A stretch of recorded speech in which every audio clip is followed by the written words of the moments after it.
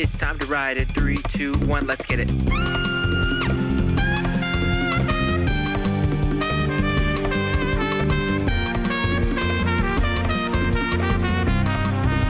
Come on, pull up a chair.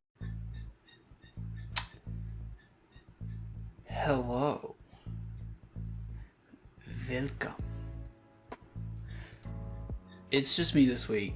I know we lied, and you know our communication hasn't been the best. I'm here, and we're gonna have a great time. Ignore my mess in the background. I was tired.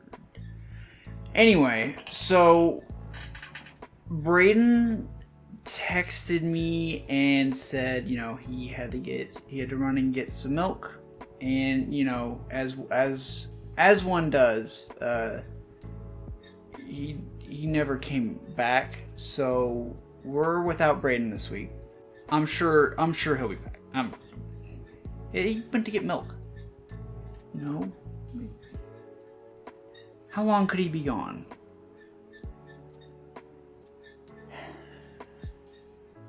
Anyway, we're gonna try this again. We're gonna try another topic. I want to talk characters this time.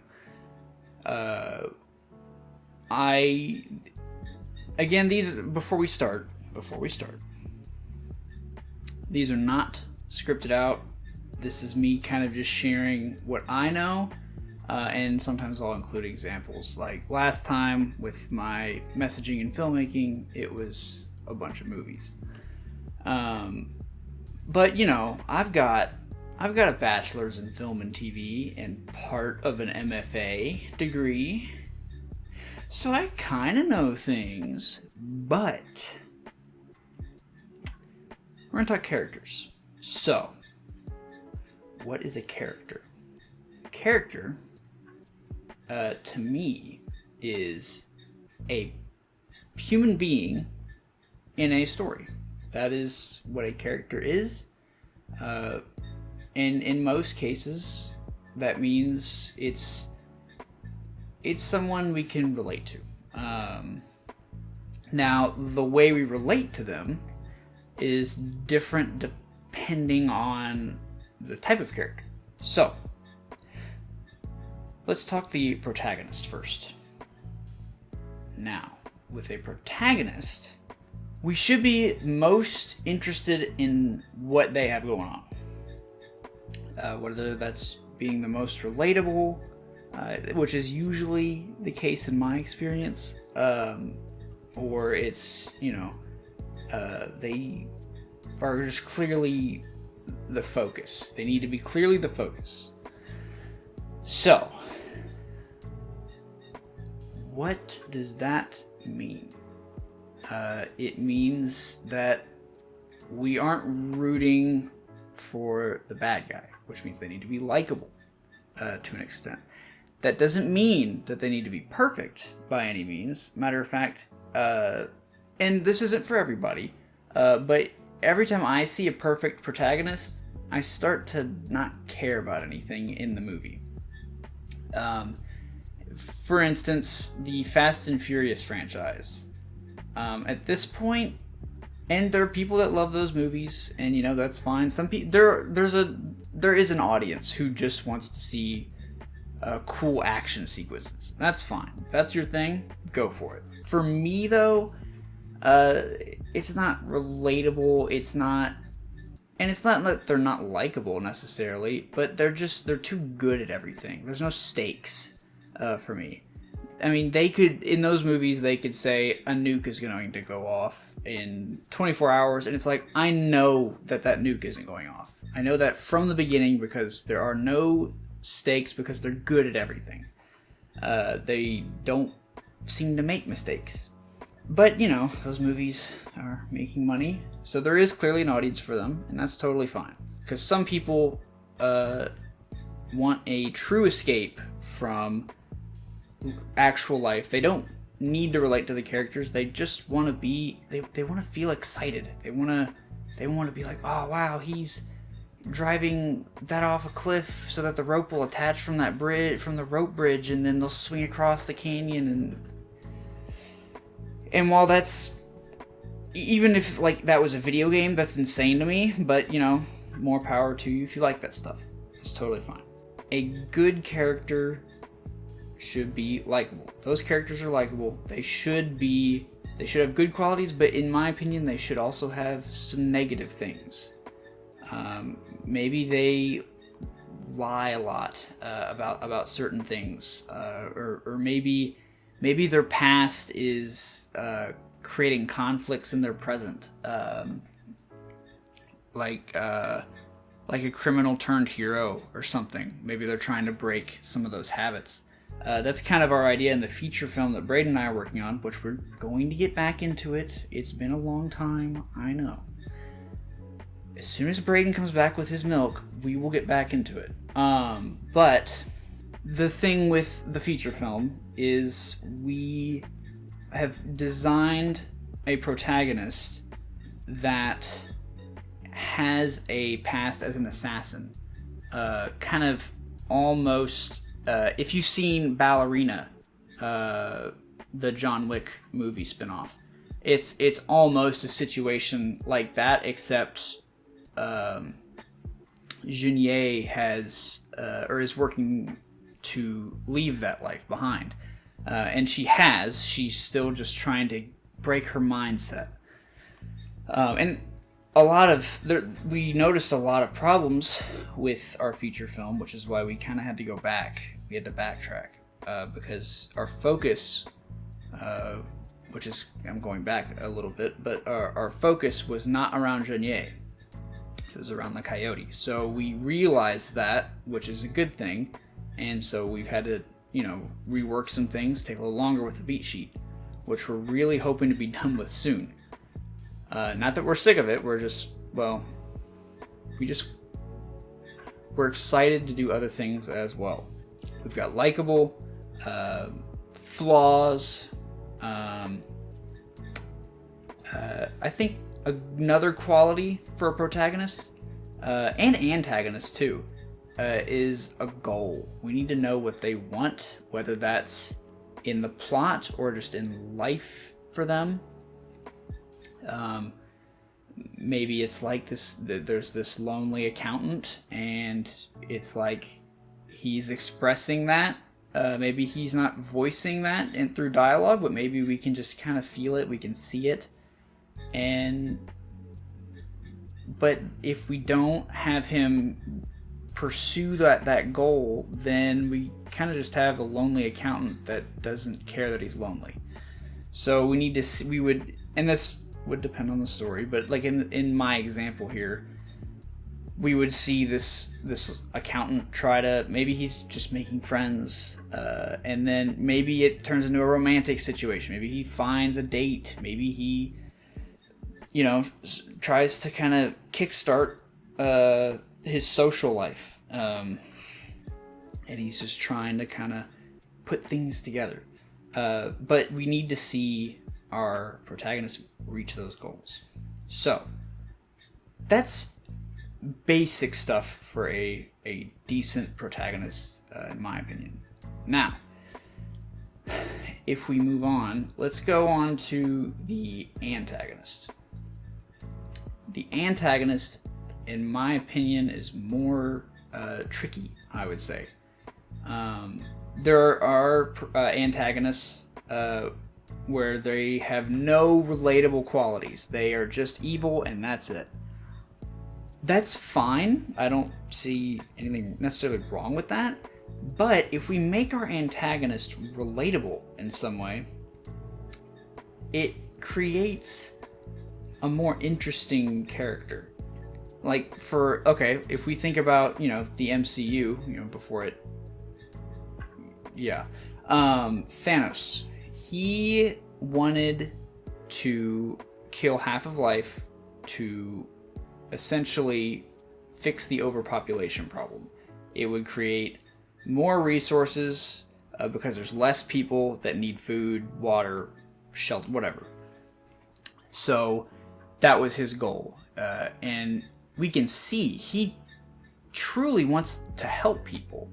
Until we get into Endgame, and he seems a little more evil in that one, because I think time travel and whatnot. But still, and it's like in the comics, the reasoning was very different, and I was very open to this new reason, because in the comic book, it's an Infinity War. I'll put a picture on probably over here or over here, one of the two.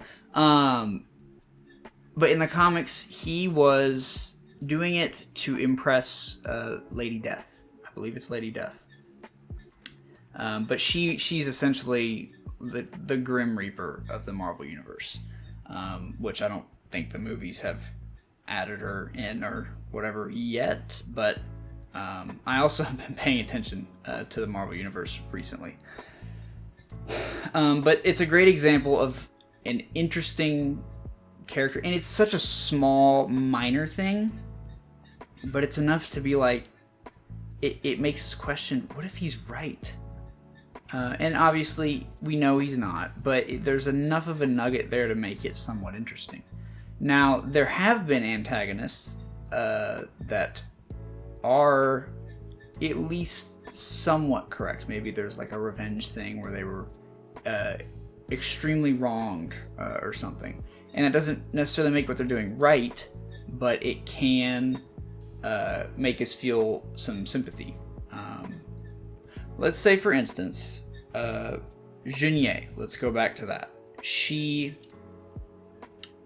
had, at least as of now with our beat sheet, her family seems to have been killed by an assassin, so she ended up being taken in by maybe a similar mentor / trainer, and she becomes an assassin herself, only to do the same thing to somebody else. But she gets her revenge, and it's like, yes, she's our protagonist, but that is an antagonist move in this case. So it's a thing where it's like, this isn't the right thing, but it is more relatable. It's like, well, what would you do in that situation? And it's like, maybe you might do the same thing. I'm going to reference Chris Nolan in, well, he's not in it. He made Memento. This is a very complicated movie. It's one of my well, I've never seen a movie like it, but it's one of my favorite movies that has done something to this effect. Essentially, the story unfolds backwards. We find out that this guy that is kind of shown as the bad guy for a good chunk is actually not really the worst guy in the world. Wow, this is a tough one to go down. Braydan's going to give me a hard time on this. But it's a movie about a guy who is burgled and his wife gets killed, and he ends up with an injury that causes him to only be able to remember things for a certain length of time. And it's like a short-term memory thing, and then he forgets everything, and it kind of it's a weird reset. So this cop helps him track down the killer, and that's the whole movie, is they're trying to find who killed his wife. Spoiler warning for Memento. It's I think it's like 20 years old at this point, but, you know, Gen Zers may not have seen it. I'm a Gen Z. Yeah, okay. So, the movie starts with this cop friend dead, which immediately tells us that he has done something to our protagonist. But it kind of turns out that he had helped find the killer a long time ago, but our protagonist didn't remember. So they kept looking for murderers and killing people, and essentially in a harsh way cleaning up the streets by just killing people that kill other people. So it becomes this vicious cycle, where it's like the antagonist wasn't necessarily the worst person. He was getting criminals that were harming people off the street, but he's a dirty cop and a liar, and he's using our protagonist to kind of achieve this goal.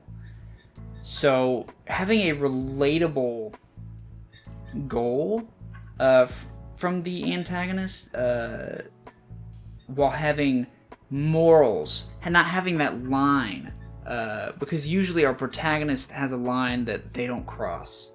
It's like Batman, he doesn't kill people, but then like Joker, he will kill everybody. So we that's what separates our protagonist from our antagonist, because they have very similar qualities, but there's that moral compass that is very different in a lot of cases. I've seen it kind of done backwards, but it's usually hidden from the audience, where it's like, oh, we don't know what our protagonist has done in the past life. And I've seen it to where it's like, oh, we actually have been following the antagonist, going after the protagonist. But, you know, that's tough because it's like you're just following the antagonist, and there is no protagonist, in a sense. So it's like a self-antagonist kind of thing, where the protagonist is the antagonist. That being said, though, that kind of explains the antagonist. What other characters are there? There's love interests, there's side characters, background characters. They all have kind of their own little lives that the audience doesn't necessarily pay attention to always, or a lot of the time they don't even get to hear like what a background character's life is like. I will say it's a good idea if you're a writer to kind of have a loose idea of maybe who a background character is, even if they say like 3 words. Have more to that. That's not only going to help your actor, but that's going to help kind of it's going to help with world building. And it's like, if you have an idea of who that person is in your mind, it's going to sell it for the actor who's, you know, putting emotion into this line. Maybe it's like a nurse telling a doctor some bad news, and it's like, well, what is this? What's going through this nurse's head? Even though she's only on screen for maybe a few seconds.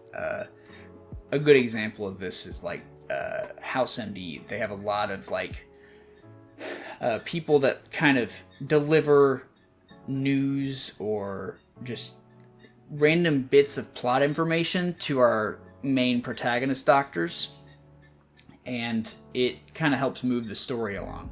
But in my mind, it's helpful to kind of have an idea of who that person is. Now, I haven't had the privilege of creating a show like that, or something that big that uses that many kind of one-liner, extra background kind of side character role, but I have written many things that kind of include that. And I'm always just like, okay, so they came from here, this is, you know, this is part of their life. Maybe they're more numb to delivering, if we stick with like the medical show idea, maybe they're used to just being like, this person has cancer, which is terrible news to give, but maybe they're more numb to it because they've done it so many times. And that can create a whole new feeling for that line delivery. So it's important not to cast those characters aside. We have to look at those. So what are their qualities? It's essentially the same as a protagonist. We're just not focusing necessarily around their life, but we need them to, even in those few seconds, they have to be relatable, and they have to be a human being. And that's kind of the whole thing. with every single character is they have to be a human being. They can't be perfect at everything. Great example, the recent, it's not so recent, the Star Wars trilogy that Disney decided to make. Rey was too perfect to me. She she fought Kylo Ren. Spoilers for Force Awakens. But I mean, you're not missing much. She fought Kylo Ren with, I don't think she had any training at all. She essentially just lightsaber fought him and used the Force without having any prior knowledge to, knowing anything about anything related to the Force. It's bizarre to me, especially when it's like Luke. It took Luke forever to be able to kind of figure himself out and kind of finish up his training, and he still never really finished his training. So it's kind of a thing where it's like with Luke, we saw how he struggled, and he trained enough to where he was able to understand his. Spoilers for the original trilogy, which is episodes 4, 5, and 6. If you haven't seen those, I mean, okay. But he put hard work in, and it's work that I just don't think we got to see out of Rey. And it's sad almost, because it's like we're throwing away good ideas with bad characters. And I've seen actors complain about how their characters are written as well. And there are some actors and actresses, sorry, when I say actors I mean both, but I've seen them turn down roles because they're just like, there's no depth to this character. They're just good at everything, and that's it. And that's my biggest kind of pet peeve with this whole thing. And it's the biggest problem that I see in today's world is we have a character that is just badass, and I'm just like, okay, but how do they get there, and how are they perfect, and what is there anything like that they're not good at? Because it's just like, I know I'm not perfect. I'm not going to a movie theater to watch somebody else be good at everything. If anything, that's gonna make me feel a little bit worse about myself. And it's just like, that's just, yeah. Or they're so perfect that they're a superhuman. Fast and Furious. But that's these are just my thoughts. I just thought I would share. I love to talk these things. Love to have conversations. If you guys have different thoughts, different opinions, maybe we can talk about it. Maybe you can explain kind of your reasoning for liking things that I dislike. Whatever. Braydan is going to be back. He didn't tell me when. But he wouldn't abandon us, right? I mean, he won't do that. Yeah.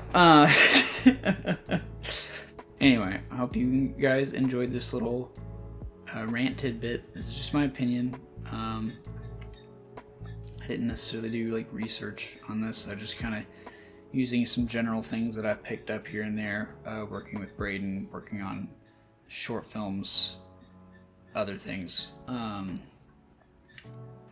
But if there's something I missed, I'm sure there is. I kind of went over some basic things. But again, leave a comment, like or dislike, but you guys know the rule. If you dislike, you gotta say what you didn't like about it, so that I can improve and do better.